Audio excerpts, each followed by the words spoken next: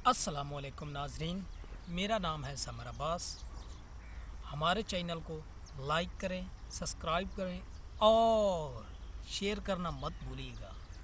आज मैं आपको एक बात सुनाता हूँ कि तीन मुल्कों के बंदे सन। उन्होंने को किसी ने पूछा कि भाईजान तुसी ये दस सकते हो कि ਤੁਹਾਡੇ मुल्क सर्दी किन्नी पैंदी आ। वो कहन लगा जी उस्ताद जी साढ़े पिंड इन्नी सर्दी पैंदी आ कि इक्को रजाई लेनी पैंदी आ। दूजे को उन्हें पूछा हाँ भी मुंडिया तू दस ਤੁਹਾਡੇ ਪਿੰਡ ਸਰਦੀ ਕਿੰਨੀ ਪੈਂਦੀ ਆ। ਉਹ ਕਹਿਣ ਲੱਗਾ ਉਸਤਾਦ ਜੀ ਤੁਸੀਂ ਆਪੇ ਅੰਦਾਜ਼ਾ ਲਾ ਲਓ, ਜਦੋਂ ਉਹਦੇ ਪਿੰਡ ਇੱਕ ਲੈਣੀ ਪੈਂਦੀ ਆ ਤੇ ਜ਼ਾਹਿਰ ਕਿ ਸਾਡੇ ਪਿੰਡ ਤੇ ਫਿਰ ਦੋ ਹੀ ਲੈਣੀਆਂ ਪੈਣੀਆਂ ਹੋਣੀਆਂ ਨੇ। ਉਹਨੇ ਕਿਹਾ ਠੀਕ ਹੈ। ਤੀਜੇ ਕੋਲ ਉਹਨੇ ਪੁੱਛਿਆ ਹਾਂ ਵੀ ਤੂੰ ਦੱਸ।